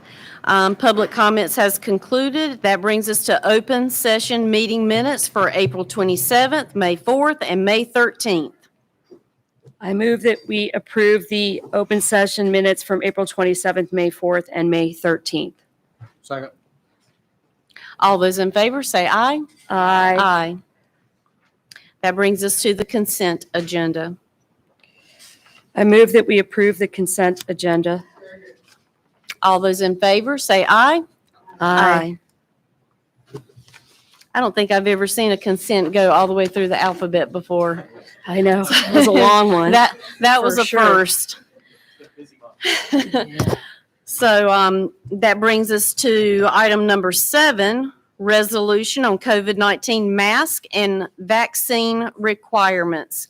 Board members, has everyone had a chance to look at the proposed resolution that we would like to send to Raleigh and be in conversations with our state legislators? I move that we approve the approve the resolution. Second. Okay, all those in favor say aye. Aye. Aye. Okay, very good.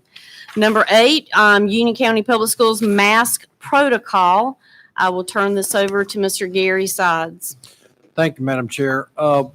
First of all, before I start into my remarks, I want to let the public know that no matter the outcome, I want to assure you that my colleagues on the board take this issue very seriously, and they are as frustrated as many of us, if not all of us, are.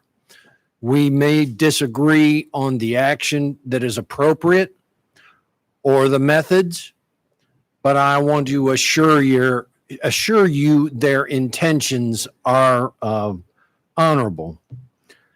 It's been quite a month on the COVID front in May. The Biden administration came out in a big to-do and on May 12th and said, don't need the masks anymore, and everybody pulled them off, and we had a nice photo op. Back in North Carolina on the 13th, Mandy Cohen said, hold on a minute here. Well, we can't get rid of the masks in North Carolina until we have 66% of the folks vaccinated.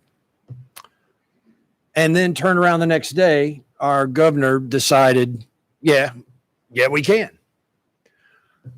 Other things have come to light, like we find out from the CDC admits that they overestimated by some 10 times the actual threat of airborne transmission outdoors of COVID. I've seen numerous articles on the natural immunity of those that test positive for COVID, go through the proper procedures, and now have natural antibodies that studies are now showing last indefinitely. So, I read some of these, I see some of these actions back and forth, and I can only conclude it's no longer about the science. We're long past that. It's about politics and, unfortunately, gamesmanship. And, to me, the issue really boils down, if you really take it down, it's not about does the vaccine work, do masks work, should we do this or should we be doing that? What it really boils down to in North Carolina is we have a man sitting in the governor's chair that, because of the way things are, has the power and has exerted the power to close our churches, decide what businesses will or will not be open, ruin people's livelihoods, and what your school children either will or will not go to school in the manner that they will. One man. And I say one person because the General Assembly attempted to reopen schools, and that bill was vetoed, and they were unable to override it. So since March of 2020, one man has decided all these items. Well, frankly, I think it's about time to take direct action. and I support the resolution. But as I've told my colleagues, I'm dubious that it's going to have any effect. I really, frankly, don't see it having much impact, because I know people have emailed, people have demonstrated, and what have you. So what do we do? Where are we going to go from here? School districts don't have the ability to decide on their own what's right for their employees, or to give the parents an opportunity to decide. So I'm going to make a proposal that hopefully allays some of the fears, because there are significant legalities. Our hands are severely tied in this area because of session law by the legislature and the governor's actions. So we are, as I mentioned in last meeting, we are opening ourselves up to liability in a direct confrontation in this school year. Now, I have learned that the session law and the applies to this current school year that is ending this week, as well as the summer school that will be starting the 14th of June. My proposal is this. I propose that effective August 23rd, before the beginning of the 2021-22 school session, that Union County transition from mask mandatory to mask optional for all students and employees. Now, some are going to suggest we wait and see what happens. Let's see what happens for our resolution.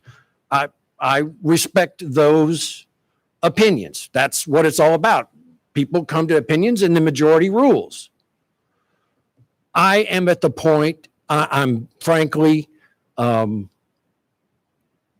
of this gamesmanship, and I think we need to give our employees, as well as our parents and students, clear direction what our intentions are for the next school year.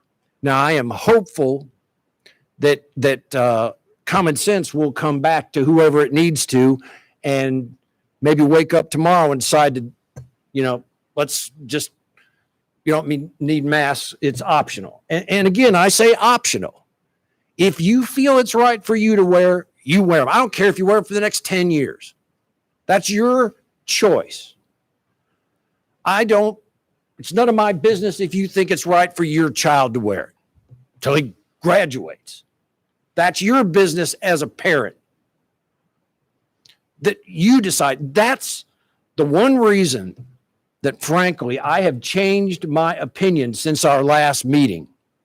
Because of this monkey business this month, I feel like there is a greater liability of us losing our liberty than there is of legal repercussions. And in offering this motion for the next school year, I believe we minimize, if not eliminate, at this current time, the session, as we discussed, the session law does not apply to the next school year. Madam Chair, I offer a motion. I'll get right down to it. I'll offer a motion that effective August 23rd, 2021, for the 21-22 school year, UCPS will transition to a mask optional environment in all our campuses for employees as well as our students. Madam Chair, I, Jimmy Haywood Benson, Senior, second that motion. So we have a motion and a second that opens the floor for discussion with board members. Are there any questions or comments or any follow-up dialogue to Mr. Sides? I do. So at the last meeting, Mr. Sides, you talked about that we can't take the chance, it's beyond our control. What happens if the governor or it changes again with COVID over the summer, and the governor comes out with an executive order, or there's a compromise at the General Assembly that comes out with a session law that says that we have to follow the toolkit again. Then what happens? Because then we've made the motion and it could be passed, and then what happens? Well, I don't think that would be the first time that we have had to make a change because either Raleigh dictates something or the governor does. But let me ask you this. What would happen if we find that we get maybe 25, 30, 40, 50 school boards around this state that decide to also grow a pair and say, look, enough is enough. It's time for parents to decide what's right for children and for grown adults, educated adults, people, our UCPS employees, to decide for themselves what's right for them and their family. What if that happens? But again, we go back to what you talked about at length at the last meeting about the law and following the law. I'm not fearful, but I'm a law-abiding person. Mm-hmm. And it has consequences for doing it. If it didn't get rescinded and we went to get whatever the law or the executive order or whatever it is happens, then we're back in the same position you told everybody on May 4th. Let me ask you, as it stands today, as it stands right now, but it is not. August 23rd is not today. Well, as it stands today, because we're voting today, as it stands today, am I correct that this action is not against the session law because it addresses the next school year? That's not what I said. That's not what I said. Right. But I'm saying right now, as it is today, yes, they may come out with something. Yes, he might wake up tomorrow and rescind the whole blasted thing. We don't know. I'm looking at today, planning for the school year. You are not incorrect that circumstances could change, but here is what we have today.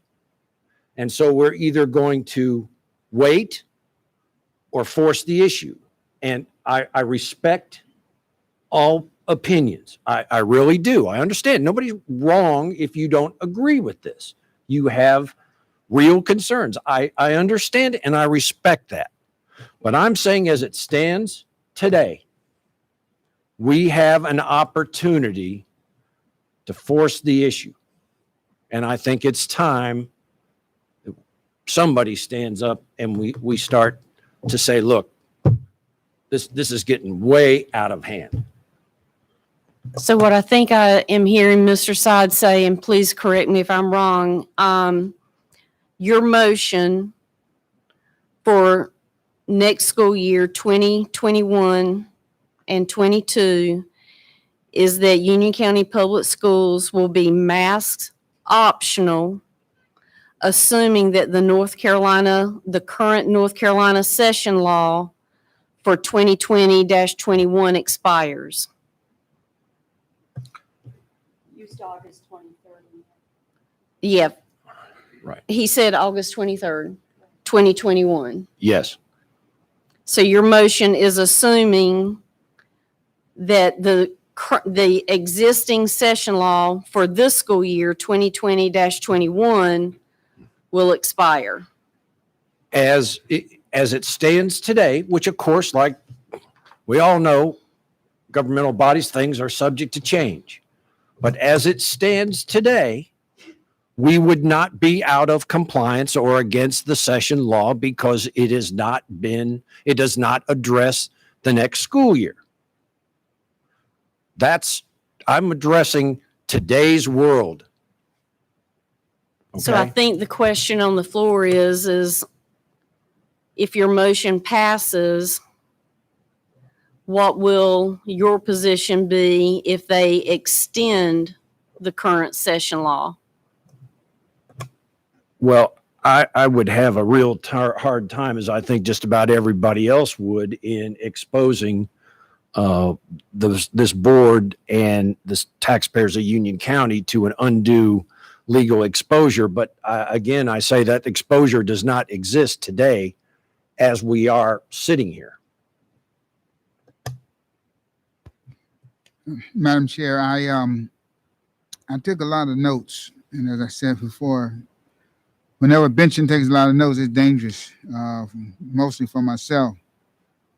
You know, rather folks spoke on the side of the issue that I was on tonight or on the other side. One of the things I heard them all say was they desire their elected officials to act, to do something. And, you know, it was I that made that motion at the our last meeting.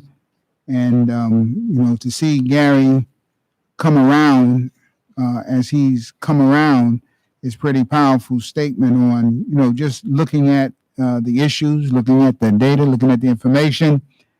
And all through these notes, it's about, you know, they want us to speak for them, fighting for oxygen, just things that the people said that were quite stirring today, and they expect us to act. I believe somebody said, "Don't kick this ball down the road," or some words to that effect. And that is why we're here. We're here to act. I realize every decision we make may not always be one that everybody agrees with, but what good does it do if we don't act in what we believe? It's not against anybody.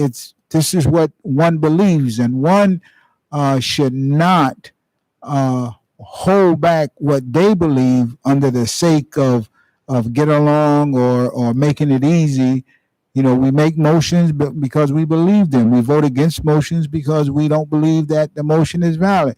But it's not that we're going against anyone. And I think such an environment exists that if you're not for this, then you're against this. So many things I heard tonight about, you know, like there's a racist around every corner, underneath every table. And, you know, if there's problems, deal with the problems. And so we're dealing with this problem. And I enthusiastically, as I stated, support the motion because there are a number of our citizens who are fed up, as we all are. And if in fact Raleigh or the CDC or any level of higher government comes down with mandated regulations, obviously we have to adhere to those regulations. So it's not as if we're going to put a letter on the wall as Martin Luther did and declare Union County free of Raleigh. We can't do that. So if something comes and what we vote on today, if approved, we have to come back and say, okay, we have new instructions, and we have new instructions. But as far as today, I stand in support of the measure of the motion. I have a question. So we're waiting on the General Assembly to see if they're going to put anything else in place after this school year. And they're on break? No. Oh, they're not? So, I mean, has anyone reached out to anybody in the General Assembly, Gary, to find out what the timeline is? Because it does seem like if we do this now, people are going to get their hopes up that that's going to be what happens. But then it could end up that we're backpedaling because they put something in place. So maybe we need to like get our ducks in a row. We have the resolution, which we're going to send out. We should try to get a little more done before we just do something and then have to backpedal. Well, that's I mean, that is certainly, you're right. If you feel that we need to go the direction of this first and that, I just said, it's been my experience that resolutions are about worth as much as the paper they're written on, but you know, things can happen. I know Raleigh right now is very consumed with, of course, the budget. We haven't had a budget since 2018. Hopefully we'll get one this year so our teachers can get a raise. There are other issues. Pretty soon they're going to have to be dealing with congressional redistricting because of the census. All I know is if you remember some time back when the legislature voted to reopen schools, it was vetoed by the governor, and the Republican majority did not have a supermajority and could not override his veto and did not get sufficient Democratic votes to override. So I fear that a legislative impasse of any progress our legislators are able to make could be met with resistance from the governor, and that in the current state of affairs in our legislature, without a veto-proof majority, we are basically subject to, again, that one person who decides and has decided. Is your church going to be open? Well, no, until there was legal action. What businesses are going to be open? Well, you're essential. You know, you're a small independent hardware store. Well, you can't be open, but Home Depot's open over here. Walmart's open, but mom and pop grocery store can't be open. That's again, I come back to the whole reason, because I fear it's one person making this decision until we, and enough like us, force the issue. That was a long way of answering your question. Okay, are there any other questions or comments? Okay, we have a motion and a second. All of those in favor of the motion, say aye. Aye. Aye. All those opposed?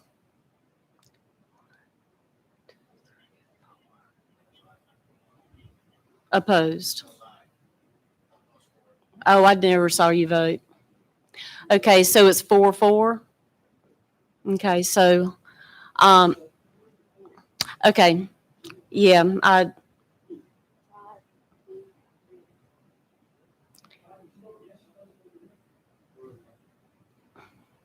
so all those four.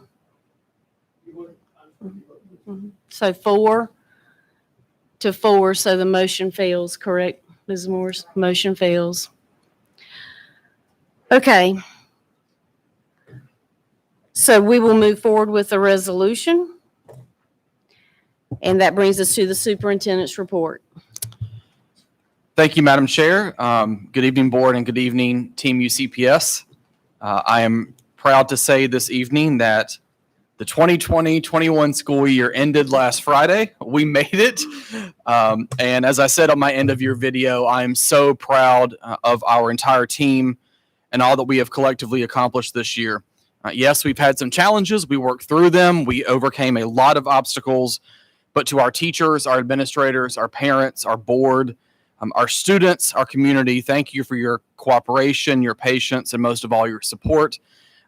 As we ended the school year, we will now transition to our summer learning camp, which begins June 14th. There is no camp the week of July 5th. We are still working on finalizing enrollment schedule, staffing, spacing availability, etc., and other logistics before students return in 2 weeks. So, board members, if you would please oblige me, I'd like to ask us all to give Team UCPS a big round of applause for a successful school year.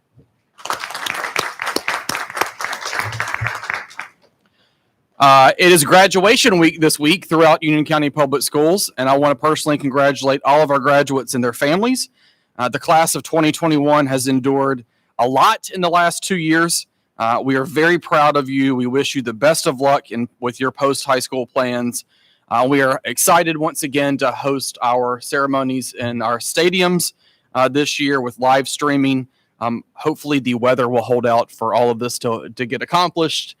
If not, we have backup plans. I also want to congratulate our retirees from this past year. We are all disappointed that we were not able to have a luncheon to celebrate you and thank you in person, but please know how much we appreciate your service to UCPS and our students and staff. Each of you have contributed something special to our school district, and we all want to say thank you. We hope you enjoy the special gifts you receive from the district. Next, the mobile book bus, as I've mentioned in the past, will be back on the road the week of June 14th. The bus will visit summer learning camps and numerous communities around the county. Thank you to all of our community members who donated books for the bus. We appreciate your support, and our schedule will be posted and available on the website the week of June 7th. And finally, I want to say a big thank you to Mr. Mark Strickland, as this is his last regular board meeting of being a part of our cabinet staff.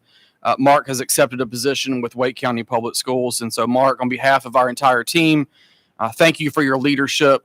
Thank you for all that you've done. We have made great strides with facilities, with athletics, with school nutrition services, and with athletics. And we want to say best of luck and best wishes to you and your family in Wake County. Board members, this concludes my report. Thank you. Dr. Houlihan, could I ask a question of you, please? I want to make sure there's a clarification in case at a future meeting we might need to take some action. Correct. It is not the policy of Union County Public Schools to facilitate or recommend or in any way condone the vaccination of students of UCPS. And that will not, as far as we know, it is not at least a local requirement for school this fall. Who knows what the state, but don't get me back on that. But for UCPS, it is, we are not condoning or recommending or facilitating or planning to set up any kind of vaccination sites for our school age children? As of now, no, we are not. Okay, thank you. Okay. That was in the resolution too. Thank you. Okay, that brings us to policy 2-3, settlement of claims for first review. Yes, good evening, members of the board. We only have one policy for review tonight, and if you have any questions, I'd be glad to answer them. Thank you. Okay. And now we have board comments.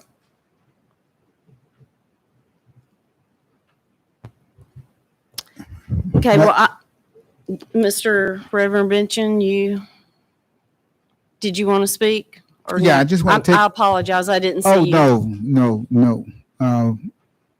Just want to take a moment to, as we celebrated the great success with Dr. Houlihan and his award earlier, we celebrate the moving on of, Administrator there, Strickland, for a great year. Every team has a coach, a captain, a leader. And the school board has a leader. We voted for the leader. And that's you, Madam Chair. And I just want to express to you my appreciation for leading during this tumultuous year. Your steadfastness, your stick-to-itiveness, your ability to push the envelope when you feel as though that need comes on behalf of children's staff, administration. And I just want to say we're blessed to have you guiding this ship, you and our vice chair. And I just want to tell you, thank you for a job well done doing this year. Thank you.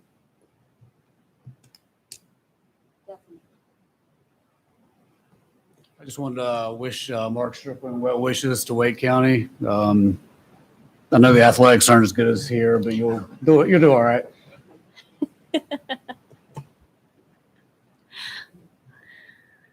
I too want to wish Mark much success as he moves forward. His next big step. I'm not gonna say where, because I might protest. But when Mark joined us back in 2016, we dumped a $54 million bond project that he knew nothing about into his lap, and we said, "Here, do this." So 6 renovations and a brand new transportation facility. And he did it very, very well. And now all 7 projects are complete. thanks to your leadership. And I wish you the very best, and you will absolutely be missed with all of the capital planning and discussions that we're making. Such great progress with you on our team with the county. So we will definitely miss you, but thank you for a job very, very well done. And we wish you much happiness. I know you're going to be happy to be close back to home. So I think that's the only solace I have in saying goodbye, but please stay in touch with us. And I also want to say congratulations to Dr. Houlihan for being named Superintendent of the Year for the Southwest region. Correct me if I'm wrong, but I believe there's 9 or 11 other school districts, eight other school districts, so 9 total in the Southwest region.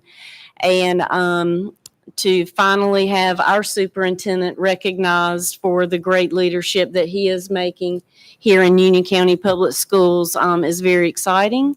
And we were very happy to receive that information last week. So now Dr. Houlihan will now move on to be considered along with the other regions. I guess there will be an announcement later this summer on the superintendent of the year for North Carolina. Not sure how many regions there are, but we'll be pulling for the Southwest region. So congratulations and thank you. Are there any other board comments?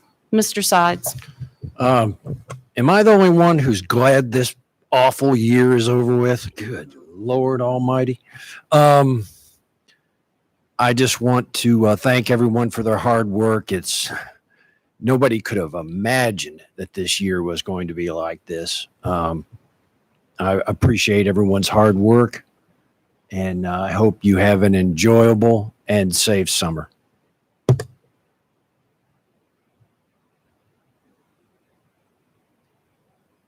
Okay. That brings us to announcements from board members.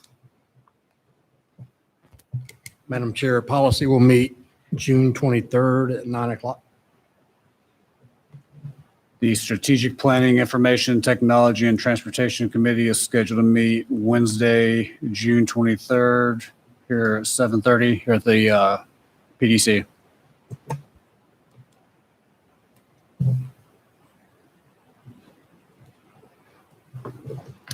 And curriculum, I know we were in communications today, so curriculum, finance, and facilities will be announced at a later date, at a later time. Okay, that brings us to motion to adjourn. Okay, all those in favor say aye. Aye. Aye.